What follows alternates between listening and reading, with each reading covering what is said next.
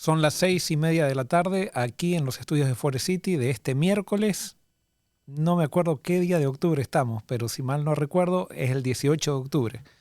Y estamos contentos de poder estar con ustedes nuevamente para seguir el recorrido que estamos haciendo en el libro de Hechos.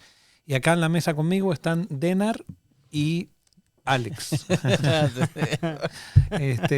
Muy bien. Entonces, bienvenidos. Gracias, aquí nuevamente contento de estar en diálogo. No estuve la semana pasada, pero... ¿Te dijeron que estuvo bueno?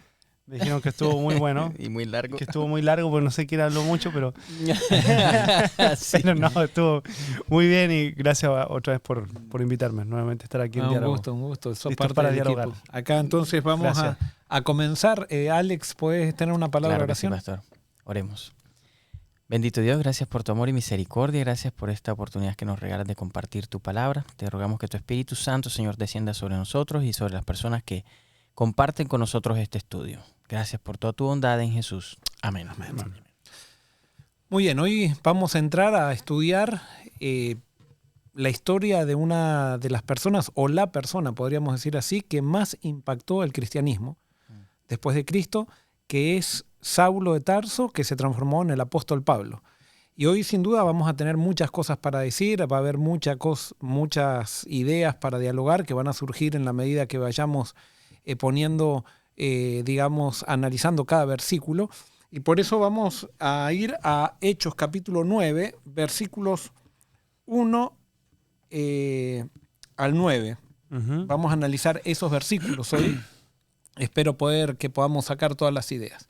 ¿Quién lo va a leer? Lo leo yo. Muy bien. Saulo, respirando aún amenazas y muerte contra los discípulos del Señor, vino al sumo sacerdote y le pidió cartas para las sinagogas de Damasco, a fin de que si hallase algunos hombres o mujeres de este camino, los trajese presos a Jerusalén.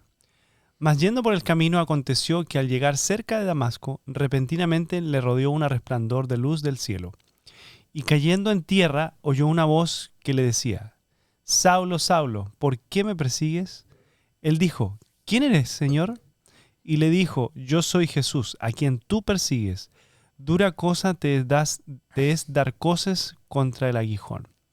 Él, temblando y temeroso, dijo: Señor, ¿qué quieres que yo haga? Y el Señor le dijo: Levántate y entra a la ciudad y se te dirá lo que debes hacer. Y los hombres que iban con Saulo se pararon atónitos, oyendo a la verdad la voz, mas sin ver a nadie. Entonces Saulo se levantó de tierra y abriendo los ojos no veía a nadie. Así que llevándole por la mano le metieron en Damasco, donde estuvo 3 días sin ver y no comió ni bebió. Muy bien, vamos a comenzar esto con una pregunta. Cuando ustedes se imaginan esta escena, descríbanmela. ¿Cómo la ven? La gran pregunta del cielo. Pablo, ¿te caíste del caballo o ibas a pie? Claro, exacto. Uno se lo imagina siempre yendo impetuoso a cumplir la ley y que de repente todos sus planes se destrozan por la mano divina de un momento a otro. Muy bien, ahora vos describiste algo que toda la gente generalmente dice: a veces Dios nos tiene que hacer caer del caballo, así como lo hizo con Saulo. Sin embargo, nosotros en el relato no vemos ningún caballo. Ningún caballo. O sea, no existe un caballo. Posiblemente estaba en un caballo, pero no en el relato. En todos los relatos que hablan de la conversión de Saulo, no hay ningún caballo. ¿De dónde viene esto? Pues de las costumbres humanas de saber si eres alguien importante, pues no andas a pie.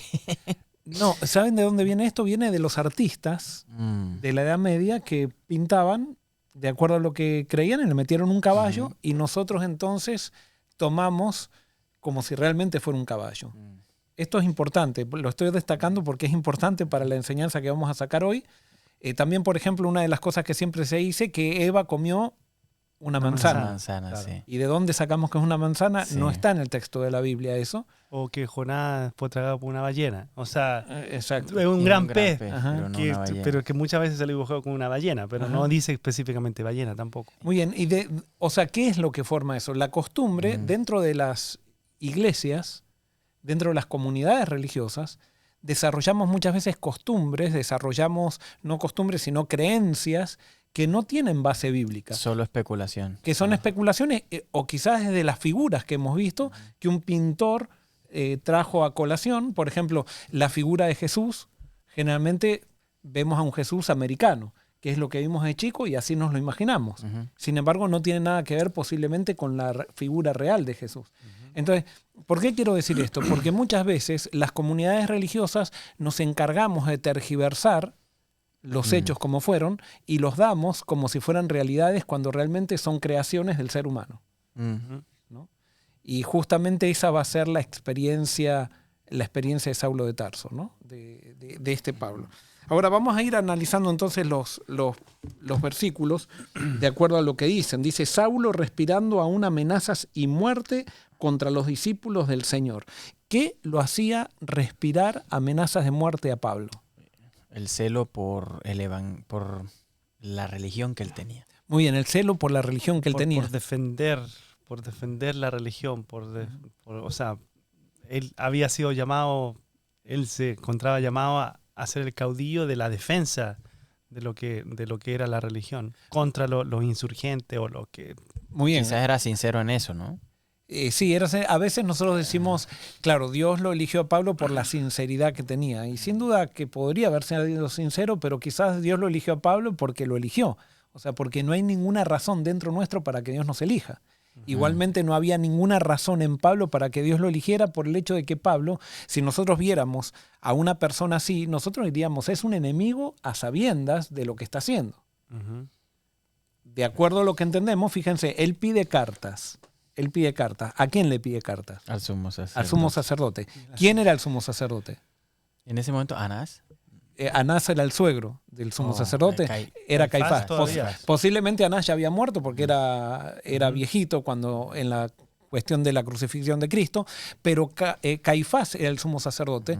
Y si Caifás era el sumo sacerdote y Pablo tenía la suficiente confianza como para pedir cartas a Caifás, posiblemente Pablo puede haber estado también en el Sanedrín que juzgó a Cristo, aunque quizás era demasiado joven para que eso suceda y por ahí todavía no había sido... Y él no lo había conocido, creo que él dice que no lo vio. Antes dentro de él no conoció a Jesús en su ministerio, creo que tenía entendido eso. Puede ser, sí, porque no defensa los cómics que yo leía o claro, las comiquitas de la Biblia que ya me tienen... Él habla, da a entender, después en Gálatas, como que esta pareciera que es la primera revelación de Jesús hacia él. O no entendemos si realmente ahora, cuando en este momento, Jesús se le revela como el Hijo de Dios, porque antes él no había creído en eso, posiblemente, eso también. Ahora, sin duda que había estado Pablo cerca de Jesús. Ahora, ¿por qué Pablo sentía que el cristianismo y que Jesús amenazaba su religión? ¿Por qué?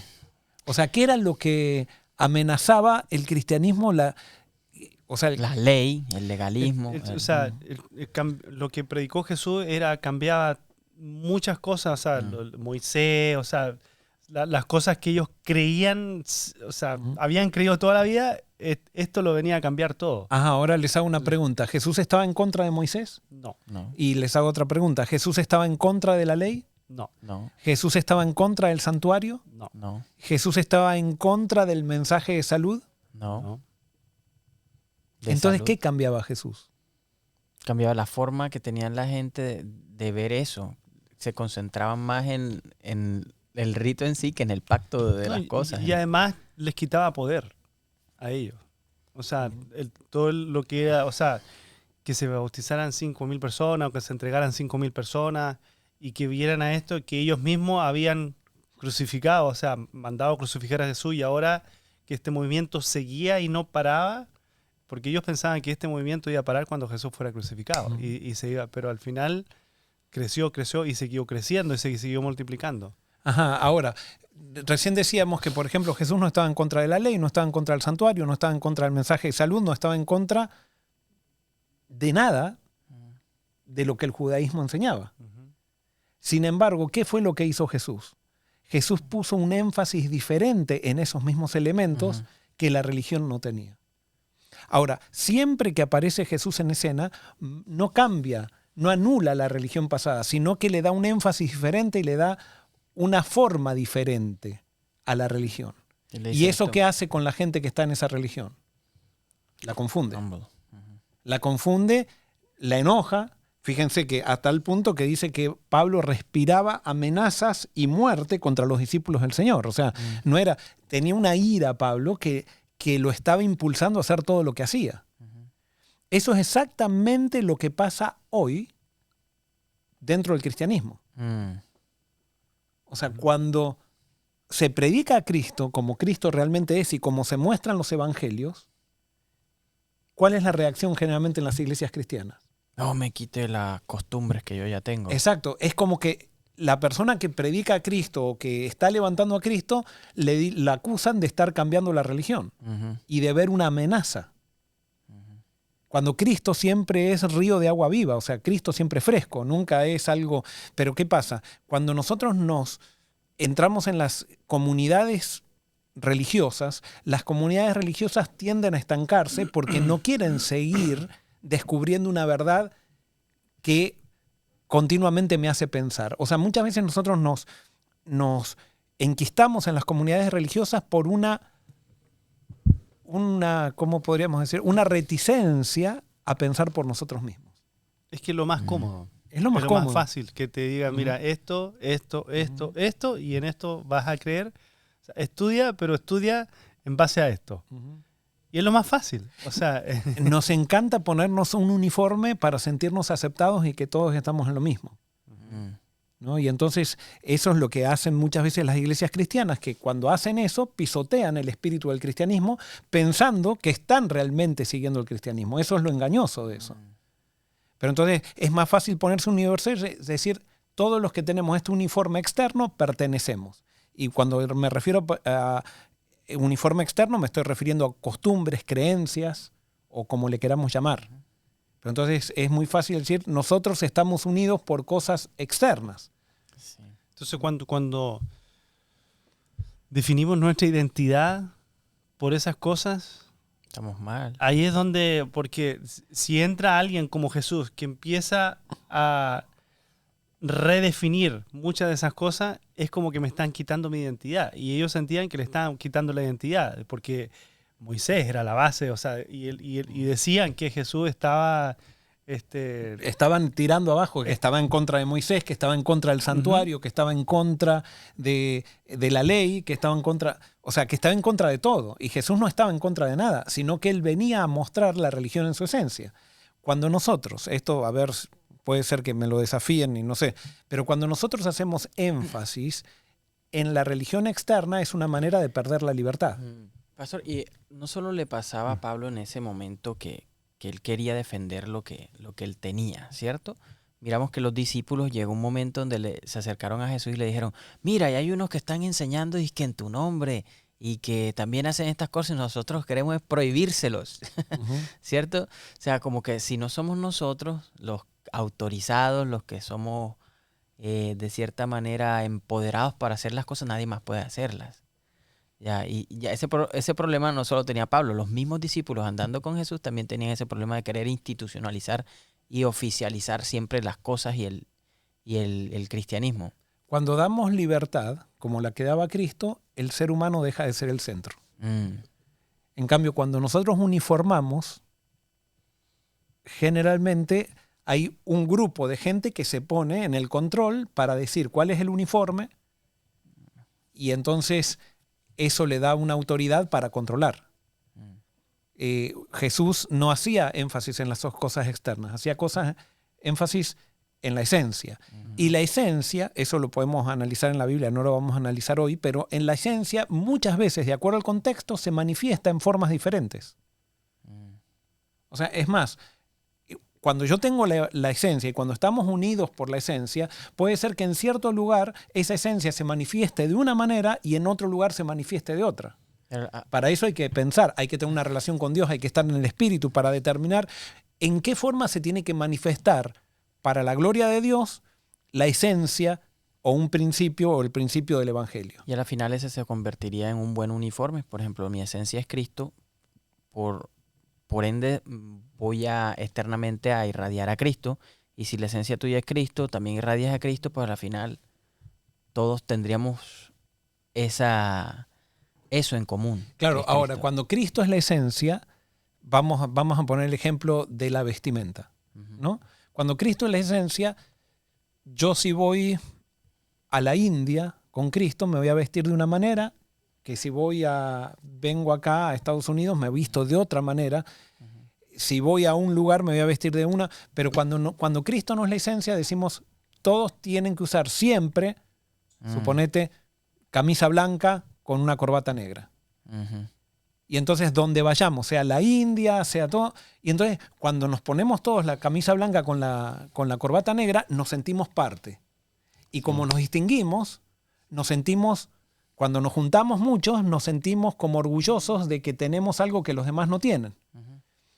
Entonces, creamos con eso una diferencia.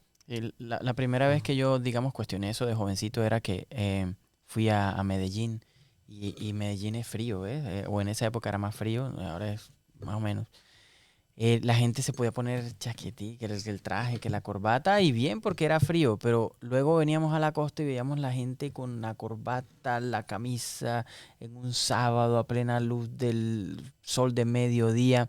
Y yo decía, bueno, ¿no hay otra manera de ser cristiano acá donde el sol de duro? O sea, no puede ser manga corta, no puede ser una camisa guayabera, yo qué sé. ¿Y por qué viene eso? O sea, eso viene porque los misioneros, en vez de llevar solamente el evangelio, que es la buena noticia de Jesús, quisieron imponer su cultura. ¿Y de dónde salieron los misioneros? Los misioneros salieron de Battle Creek en Michigan. Ahí yo estuve trabajando. Entonces, cuando llegué a Battle Creek, estuve trabajando justamente en el tabernáculo, dije, wow, ahora me doy cuenta de dónde sale la vestimenta, en cómo se adora en otros países. Ustedes, por ejemplo, ven videos de gente en África que están en un calor, en medio del polvo, y están con un saco y corbata, porque los de Battle Creek le enseñaron, de acuerdo al criterio para ir a la iglesia, de cómo se vestían la gente para ir a la iglesia, en un lugar donde en invierno queda tapado de nieve. Entonces lo impusieron en África y hicieron un criterio externo como la base de uniformarse o la base de la identificación, cuando no nos identifica lo que vestimos, sino en la Biblia es bien claro, el Nuevo Testamento, que nos identifica el hecho de ser parecidos a Cristo, es el Espíritu, es el fruto del Espíritu, amor, gozo, paz, paciencia, benignidad, bondad, fe, mansedumbre, templanza. Cuando yo tengo al Espíritu en mí, me voy a vestir para la gloria de Dios donde sea, pero puede ser que sea diferente a como me he visto en un lugar, en otro lugar, y vamos a tener esa variedad, porque la unidad no puede, o sea, la unidad se da en la diversidad. Hay un espíritu común, pero que se manifiesta en una diversidad. Y diversidad de dones y diversidad de todo. Correcto. Entonces, bueno, pero hablando de esto, Saulo se siente amenazado porque le están cambiando su religión. Cristo, este movimiento, le está cambiando todas las costumbres. Y entonces llega, como vos decías, Denar, como esto era la base de su identidad, llega a ser tan amenazante esto que le respira muerte contra aquel que lo hace, ¿no? Y esto lo vemos mucho. Es más, lo he sentido mucho. ¿Cómo? Que también hemos sentido quizás en algún momento un celo por cosas justamente, de la iglesia, entonces, ¿no? ¿qué pasaba? Una de las cosas también. Pablo se refería en el Antiguo Testamento para hacer lo que estaba haciendo, porque él dice que pidió cartas en la sinagoga de Damasco a fin de que se hallaba algunos hombres y mujeres en este camino los trajera presos a Jerusalén. O sea, no solamente tenía un discurso en contra, sino quería ponerlos presos y quería castigarlos. Dar un ejemplo público. Tanto a hombres como mujeres. Imagínense que ahora en la iglesia, que muchos estarían muy dispuestos a hacerlo, pongamos preso al que piensa diferente, o quisiéramos llevar preso al que piensa diferente. Es más, vimos que eso pasó en la época que pasó lo del COVID y todo eso. Había mucha gente que quería mandar preso a la gente que no hacía lo que ellos pensaban y sentían como que era una amenaza. Pero no voy a entrar en ese tema porque es un tema... pero sí, acá vemos que esto sucede y Pablo... Si ustedes le preguntaban, Pablo, ¿por qué estás haciendo esto? ¿Qué base tenés para hacer esto? ¿Qué piensan que Pablo, cómo se hubiera fundamentado Pablo, o cómo hubiera justificado Pablo su accionar agresivo en contra de aquellos que estaban equivocados? A través de la ley de Moisés, no los 10 mandamientos, sino Dando excusas a través de todas las leyes Sí, estas. exacto. Y yo creo ceremoniales. que también a través de la historia de los Ujú, judíos. Porque ujú. él habrá podido decir, miren, ¿se acuerdan cuando había Ajá. una plaga en Israel? ¿Qué hizo el hijo de Aarón? Fines. Cuando había La dos lanza. fornicando, agarró una lanza y los atravesó y se acabó la plaga. Entonces yo estoy acá con una lanza yendo a acabar la plaga de la falsa religión. Ujú. La falsa religión que está. De también citar todo el tema del apedreamiento por esto, cuando hubo Josué y murió que tomó lo que no debía, Ujú. todos esos ejemplos. Ahora, siempre cuando hay situaciones así, por ejemplo, de Saulo, que él va como a hacer la labor de Dios, ¿no? Ujú. Después también en el tiempo de la Edad Media, la persecución a la iglesia o los cristianos, también era como hacerlo en el nombre de Dios o estar muchas veces, o sea, no, todas las veces, cuando se hay persecución, porque se está haciendo en el nombre de Dios, o sea, porque Dios está mandando, o yo estoy representando a Dios en este caso para, o sea, Es más, limpiar. O sea, correcto. Preguntarle a uno de Hamás por qué decapitó un bebé ahora la semana pasada. Ujú. Preguntarle. Tendrá sus Y convicciones. te van a responder que ellos están haciendo lo que Dios quiere. Y se están basando en su historia. Se autoconvencen. Es más, nosotros como cristianos todavía, y esto todavía sigue despertando todavía seguimos justificando de alguna manera la violencia en contra de aquel que piensa algo que nosotros creemos que está dirigido por Satanás. Ujú. Y es más, citamos muchas veces lo que pasó en Israel y los ejemplos de lo que aparece en el Antiguo Testamento como una justificación de decir, no, hay que hacer, está bien, no vamos a matar a alguien, pero hay que ejercer cierta violencia, porque en el Antiguo Testamento vemos esa violencia. Y entonces le atribuimos a Dios la violencia que hacía el pueblo. Y alguien puede decir, pero es que Dios los mandaba. ¿Lo mandaba realmente? Entonces ahí viene, entonces decimos, El análisis. no, y entonces viene y dice, hay que leer la Biblia como está. Y nos olvidamos que el criterio para leer la Biblia es Jesucristo. Todavía no podemos entender eso. Es más, hasta ahora lo hacemos en la iglesia cristiana, lo hacemos en cada una de las denominaciones cristianas. Todavía no hemos entendido que Jesús es el camino, la verdad y la vida. Y la vida. Y es a través de Él que entendemos las Escrituras. O sea, no puede ser fuera de Él que entendamos las Escrituras. O sea, ¿por qué? Porque las Escrituras, ¿para qué fueron dadas? Las Escrituras, ¿para qué fueron dadas? O sea, para enseñar, instruir en justicia. Sí, ese es el versículo que siempre pero damos de para eso, ese eso es lo que me enseñaron. Claro, es el chip que te metieron Sí, desde Para chiquito. mostrarnos quién es Dios. Muy bien, Sí. la Biblia fue escrita para que nosotros conozcamos quién es Dios. Y entonces la pregunta es, ¿quién vino a revelar a Dios? Jesús. Jesús. Entonces no podemos leer la Biblia fuera de Jesús. O sea, si nosotros leemos la Biblia fuera de Jesús, vamos a llegar a los mismos extremos que llegó Saulo de Tarso. Legalismo. Legalismo. Hay Violencia, extremos, sí. o sea, todo lo que eso Sí, trae. hay un ejemplo ahí que Jesús mismo da cuando los discípulos o sea, son rechazados y entonces dice, ¿quieres que hagamos caer fuego, descender fuego del cielo A los samaritanos. Sí. a los samaritanos?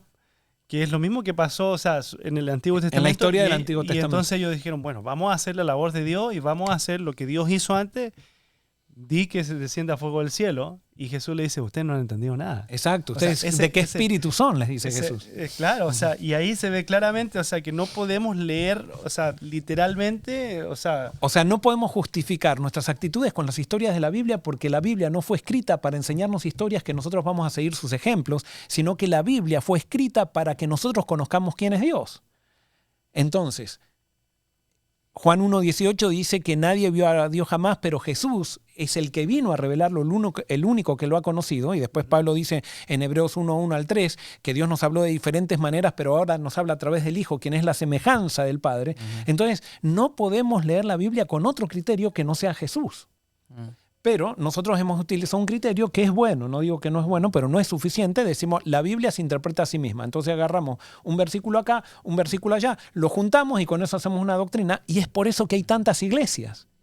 Yo quiero, y perdóname, ahora, quiero decir algo, esto es algo personal, yo me hago responsable de esto, pero si todos interpretáramos la Biblia a través de Jesús, el cristianismo estaría unido. Amén. Pero como interpretamos la Biblia con la Biblia misma, ponemos a la Biblia por sobre Jesús y al final todos nos dividimos. Entonces, el resultado, el fruto de interpretar la Biblia con la Biblia misma y no usando a Jesús, nos lleva a un fruto que no es de Dios, no es del Espíritu. Sí, nos lleva a predicar institución, nos lleva a predicar, institucionalismo, y nos lleva a predicar también como que la segregación, ¿ves? Nosotros tenemos la razón, estos otros no pueden estar unidos a mí porque no voy a sacrificar la verdad en el altar de la unidad. Claro, y tenemos miedo, como le pasaba a Pablo, tenemos miedo de que conocemos a Jesús y Jesús comienza a tirar todas estas cosas que hemos puesto como distinciones que nos hacían sentir orgullosos, es decir, nosotros somos diferentes. Y entonces y entonces quedamos tan amenazados que empezamos a respirar amenazas y muerte en contra de aquellos que predican a Cristo y que empiezan a tirar, se empiezan a derribar, no a propósito, sino que cuando levantamos a Cristo se comienzan a derribar todas esas diferencias artificiales que han creado los grupos religiosos para distinguirse de otro y sentirse superiores. Que es justamente contrario al Evangelio, sentirme superior a alguien. Sí. Totalmente. Amenazas, porque ahí, él era amenaza y muerte literal, ¿no? Sí, sí, sí. Y ahora lo podemos hay amenazas, pero muerte del alma. Hay gente que quiere matarte el alma. O sea, que con lo que hacen, con lo que te amenazan o con lo que incluso logran hacerte, quieren matarte el alma. Y es lo mismo que matar a una persona, es tratar de matar el alma de la persona. Sin duda. Cuando nosotros no predicamos a Jesús, dejamos entonces de predicar el reino de Dios y su justicia y empezamos a predicar el reino de nosotros mismos. Y con el reino de nosotros mismos me refiero al reino donde yo dirijo, al reino donde yo le digo a las personas qué hacer, al reino donde este grupo queremos dictarle a los demás cómo deberían comportarse y cómo deberían actuar. Y cómo deberían creer incluso. Y cómo deberían creer. Porque sacamos de lado al Espíritu Santo y no lo hacemos capaz al Espíritu de poder llevarnos a toda verdad. O sea, de alguna manera pisoteamos lo que dice Juan capítulo 14 y capítulo 16, donde Jesús decía que el Espíritu Santo nos llevaría a toda verdad. Lo importante para Jesús era cuál era nuestra actitud, si teníamos una actitud de seguirlo o no, si queremos ponerlo a Jesús en el centro de la vida. Eso sí es dogmático. Todo lo demás es interpretación. ¿Son buenas las interpretaciones? Por supuesto, pero no son infalibles. O sea, siempre van a ser limitadas nuestras interpretaciones de la Biblia. Hasta nuestra manera incluso de ver a Jesús. Pero hay ciertas cosas que son dogmáticas. ¿Cuáles son las cosas dogmáticas? Aquellas cosas, como siempre decimos, a la ley y al testimonio. ¿Y qué es la ley? La ley no son los 10 mandamientos. A ver, quiero aclarar esto porque sí. Los 10 mandamientos son una fórmula que me señala la ley de Dios. La ley de Dios es la realidad, son los principios que hacen que nosotros podamos existir. Y cuando vamos en contra de esos principios, vamos en contra de la ley, de la realidad. Los 10 mandamientos son una fórmula escrita que señalan la realidad, pero que no son la realidad. La realidad son los principios de la creación, que yo le llamo que están basados en el carácter de Dios. Cuando nosotros descubrimos el carácter de Dios, esa es la ley. Por eso cuando yo vivo en la ley, o sea, cuando Adán y Eva, antes de pecar o todos, nadie necesita que le pongan los 10 mandamientos o le digan esto va a hacer, esto no va a hacer, porque están en la ley de Dios y no necesitan esa guía, porque está naturalmente. Vos lo necesitas cuando te apartaste de esa guía, la perdiste de adentro tuyo, ya no la tenés, entonces necesitas una ley. Porque para saber a dónde tenés que hacer y contener el mal. Pero una vez que la ley está dentro tuyo, ya no necesitas control.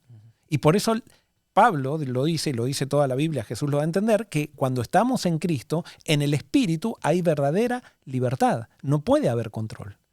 Justamente Saulo, y acá tenemos lo bueno de Saulo, que nos muestra lo que es un líder institucional hasta que se encuentra con Cristo.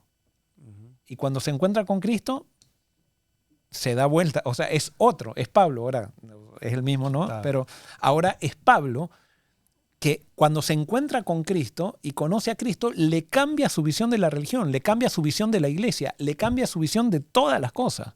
Y eso es lo que necesitamos todos los cristianos hoy en día.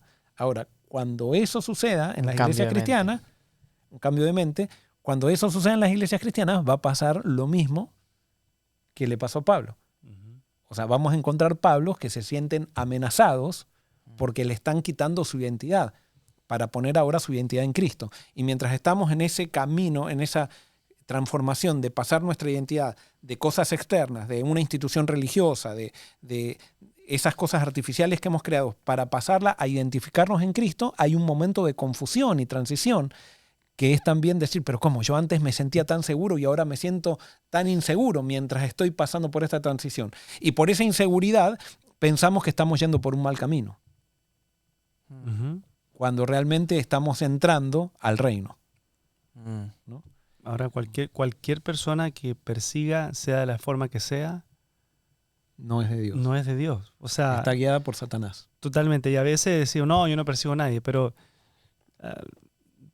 cualquiera de nosotros que diga, no, esta persona no está haciendo, o sea, no me gusta lo que predica o lo que hace o el trabajo, entonces vamos a juntarnos con alguien a ver cómo lo sacamos. ¿Cómo hacemos para que, a ver, este cargo lo ocupes tú y sacar a esta persona de vuelta? Eso es perseguir también. No, suponete que la iglesia, vamos a poner Forest City, suponete que la iglesia de Forest City quiere invitar al pastor Juan de los Palotes a dar un seminario acá. Y Juan de los Palotes, yo no concuerdo con Juan de los Palotes, pero si la iglesia de Forest City en su mayoría me pide que lo invite, yo creo que como pastor, por más que yo no esté de acuerdo, yo puedo decir, mira, no estoy de acuerdo con esta persona, pero tengo que dejar que venga. O sea, porque lo pidió la gente. Sí. ¿No? O sea, porque si no, Dios no hubiera dejado nunca que los ángeles se vayan. O sea, Dios cumplió este principio, es un principio de Dios. Lastimosamente, el mundo cristiano estamos tan confundidos que cuando damos libertad pensamos que eso es libertinaje. Cuando damos libertad pensamos que eso es algo satánico, cuando no. El principio fundamental, yo creo que es más que el amor, ¿eh? La libertad es más profunda que el amor, porque sin libertad no puede haber amor. Entonces, no podemos pisotear la libertad de la gente. Es más, las iglesias donde haya control, allí no está Dios, aunque no me guste. O sea, no, alguien puede decir, no, pero es que entonces cualquiera va a hacer lo que quiere. Justamente. El propósito de Dios es que todos querramos voluntariamente hacer lo que Él nos propone, pero Él lo va a lograr no por la fuerza, sino que lo va a lograr por medio de la persuasión. Es que se ve claramente eso, o sea, podríamos hacer lo que sería una iglesia, lo que Jesús hizo con sus discípulos, con los 12. O sea, los 12 son iglesias. O sea, pongamos que son iglesias, o es una iglesia, y era su pequeña iglesia eso.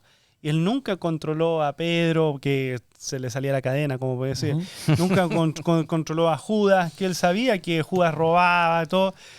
Pero mira, Judas está robando, sáquenlo, ahora inmediatamente. Lo tuvo ahí, o sea, a todos los tuvo ahí, comió con ellos, compartió con ellos. Y no los dejaba de amonestar. Exacto. No los dejaba de amonestar, porque el evangelio incomoda.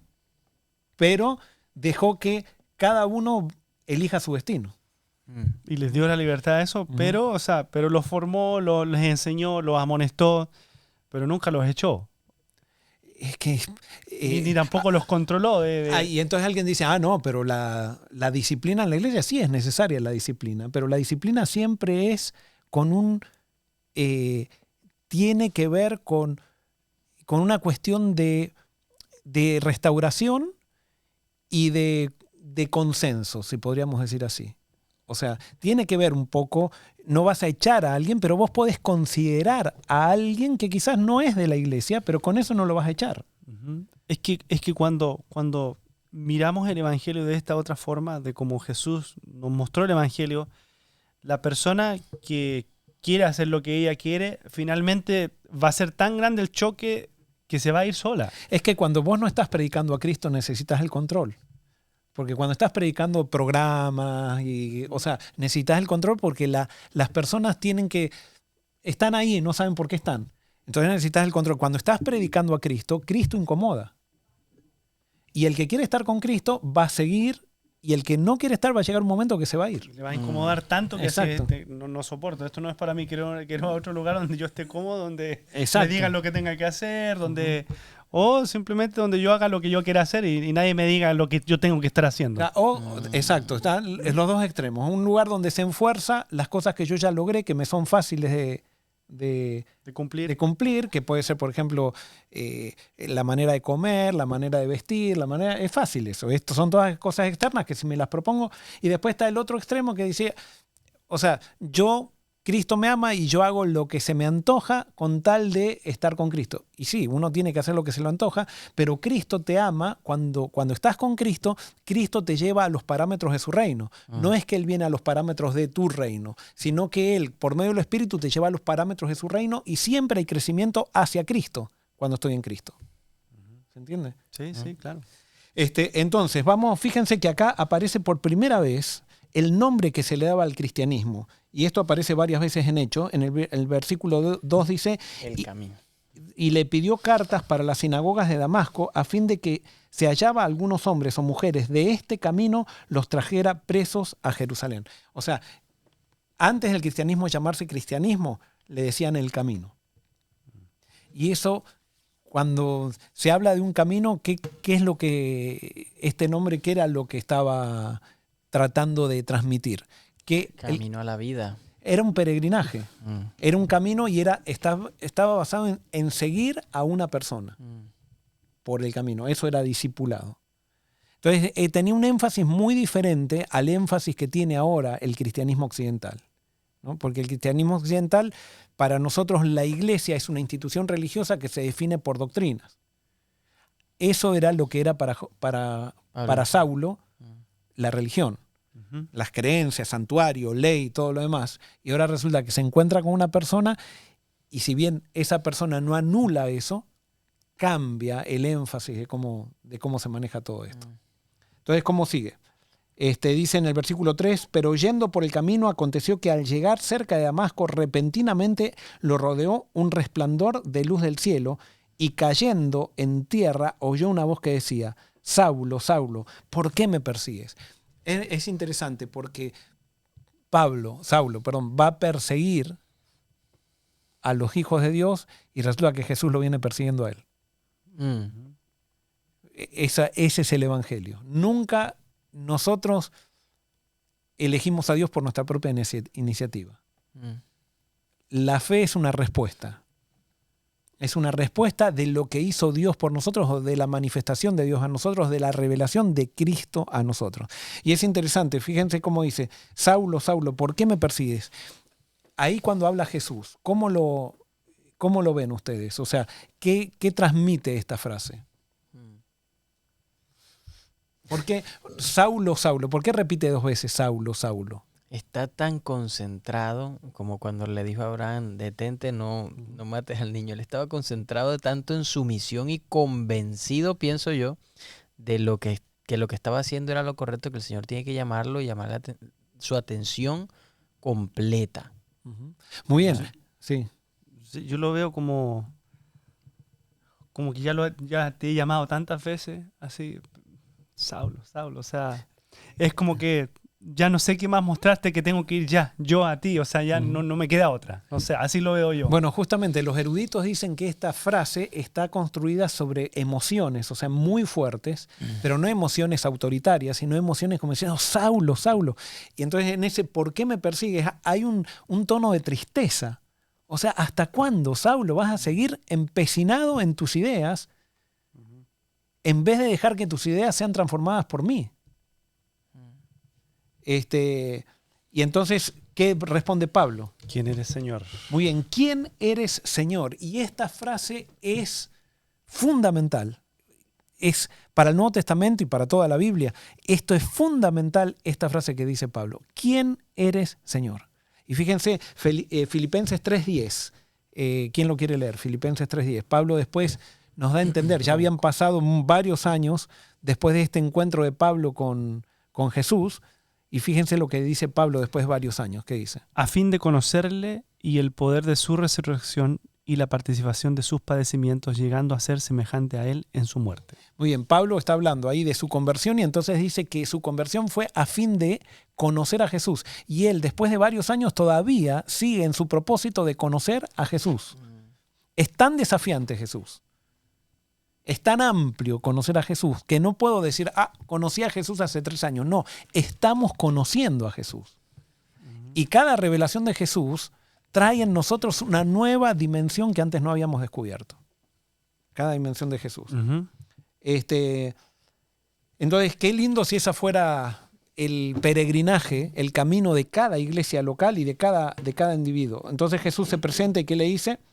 Versículos, bueno, yo lo leo, el versículo 5, él dijo, ¿quién eres, Señor? Y Jesús le dijo, yo soy Jesús, a quien tú persigues. Dura cosa te es dar coces contra el aguijón. ¿Qué es el aguijón? ¿Qué eran las...? O sea, esto tiene que ver con los bueyes. A los bueyes se les ponía unos aguijones para que le peguen en las patas para que no se desvíe del camino. El que araba le ponía esos aguijones en el yugo.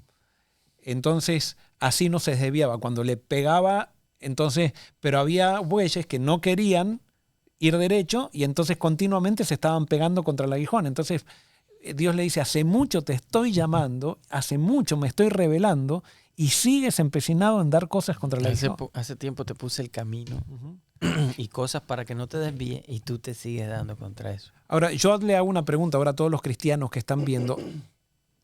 ¿Será que tu cristianismo ya está centrado en Cristo o estás dando cosas contra el aguijón? ¿O estamos dando cosas contra el aguijón? Cada vez que Cristo se revela, damos una excusa escrita quizás. ¿Sí? Porque muchas veces tenemos una excusa escrita. No, mira, que acá dice. No, pero es que yo fui enseñado sobre esto. Y nos da duro la transformación en Cristo. ¿Y cuál es la evidencia de que Pablo estaba dando cosas contra el aguijón? El celo por ceremonia y sí, pero legalismo. Especialmente, ¿cuál era la mayor evidencia? ¿En qué se manifestaba ese celo? Que lo habíamos hecho al principio. En su odio. En perseguir. Dice, fíjense que Jesús dice, Pablo, ¿por qué me persigues? Y Pablo no estaba persiguiendo a Jesús, estaba persiguiendo a los cristianos. Hay gente que se creen nos creemos, los purificadores de la iglesia, y entonces en el nombre de Dios perseguimos a gente, cuando nosotros no hemos sido llamados a perseguir a nadie. Una historia sin fin, parece. Sino a predicar la verdad. A predicar la verdad. Y esto va a ser una realidad, no la vamos a cambiar. Donde se predique a Cristo va a haber persecución. Una historia sin fin, le decía. Entonces dice que Pablo temblando, en el versículo 6, él temblando y temeroso dijo, Señor, ¿qué quieres que yo haga? Ya le reconoce como Señor. O sea, tuvo que venir este principio. acto tan tremendo que diga quién eres, pero también Señor. Si sabes que es el Señor. O entiendes que lo que está pasando es grande. Cuando él dice, ¿qué quiere, Señor? ¿De dónde comenzó la lucha de Pablo? ¿En dónde comenzó la lucha esta de airarse de Pablo? Al ver que él no entendía, escogía la ira. Sí, pero ¿en qué momento de su historia comienza esta hazaña de Pablo? ¿Con Esteban? Con Esteban. Y cuando ve a Esteban, el Espíritu Santo lo convence, lo llama, y entonces él para resistirse tiene que violentarse. O sea, para resistir al Espíritu Santo, la única manera de resistirlo al Espíritu Santo es violentando. Entonces él ahí comienza una lucha. Por eso cuando vean ustedes a alguien que los está persiguiendo, justamente el que está persiguiendo es porque ha sido tocado por el mensaje o por tu ejemplo. Y entonces como ha sido tocado por tu mensaje, por tu ejemplo, quiere matarte. Porque quiere deshacerse de ti. Claro, hay algo adentro que le dice, tiene razón. Estás equivocado, o sea, porque no hay nada peor que... O este no puede tener razón porque tumbaría toda mi realidad. Claro, bueno, pero ¿por qué reacciona así? Porque en el interior el Espíritu Santo está trabajando. Y para resistirse al Espíritu Santo tiene que violentarse. Todos tenemos un pequeño dictador por dentro entonces cuando se va en contra de lo que creemos y que tenemos sentados como base. Siempre quisiéramos, no, mira, a esta persona retírala, a este por favor no lo permitas en la junta. No dejemos que él entre a las reuniones. Porque no va a siempre va a tener algo opuesto a lo que nosotros queremos hacer. Correcto, sí. O sea, esa falta, ese querer controlar todas las situaciones no es de Dios. El control no es de Dios. Entonces vamos al versículo 7 y ya con esto 7. terminamos. No, primero Dios le dice, cuando Pablo le dice, Señor, ¿qué quieres que yo haga? Él dice, levántate, Dios le dice, y entra en la ciudad y allí se te dirá lo que debes hacer. Fíjense cómo Dios actúa. Dios nunca te dice el final del camino, Él va dándote paso a paso y una vez que das el paso que Él te da, Dios te revela el próximo paso. Y el versículo 7, ¿qué dice?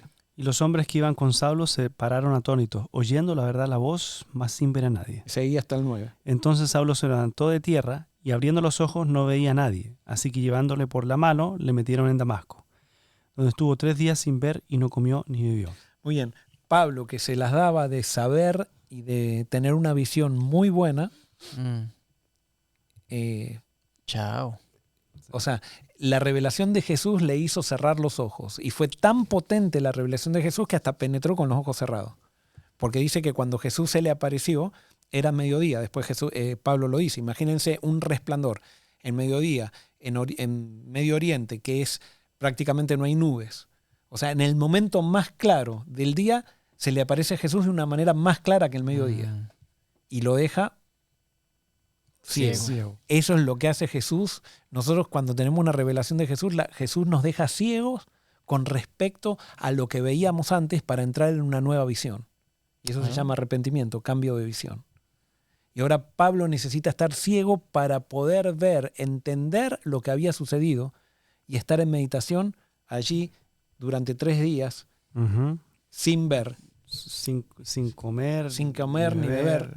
3 días así en depresión. Exacto. O sea, no en depresión, pero en así estado de asombro y que le quitó el hambre. De inquietud para saber qué era lo que realmente estaba pasando. Y ahora él tiene que entrar en conciencia de sí mismo quién era Saulo. ¿Quién era Saulo?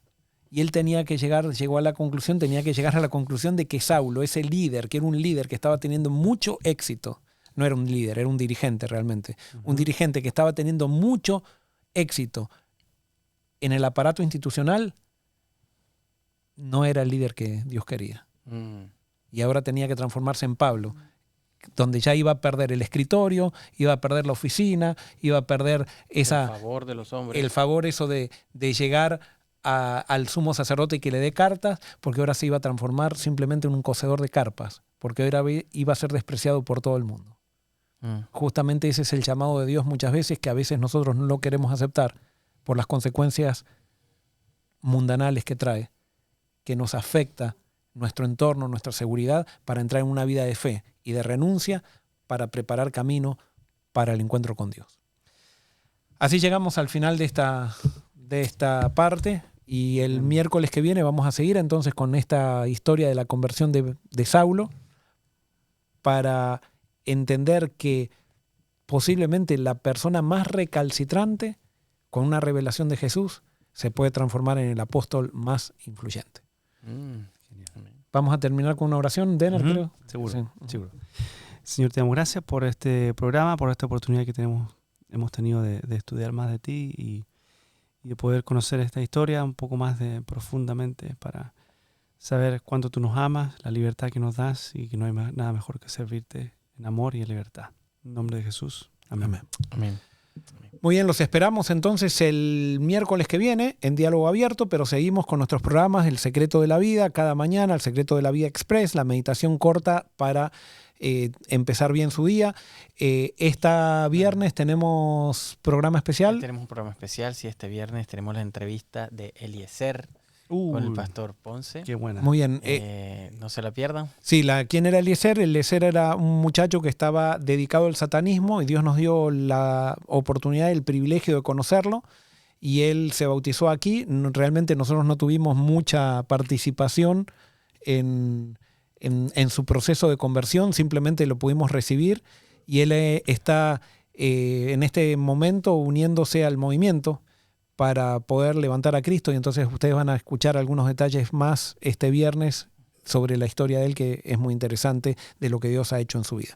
Y el sábado entonces, como todos los sábados, tenemos el servicio para que nos juntemos para adorar, para estudiar la palabra y poder juntos entonces seguir avanzando en el camino. La escuela sabática los martes también. Ah, sí. Martes a las 6:30 sale la... Ya salió ayer, sí. Sí. Sí, sí. Que cada martes, cada martes. está turno. Tenemos mucha programación aquí. Nos falta llenar el jueves. Sí. Falta algo el jueves, pero el jueves es el día libre. Ya va a venir, ya va a venir. Bueno, Dios los bendiga y entonces estamos en contacto.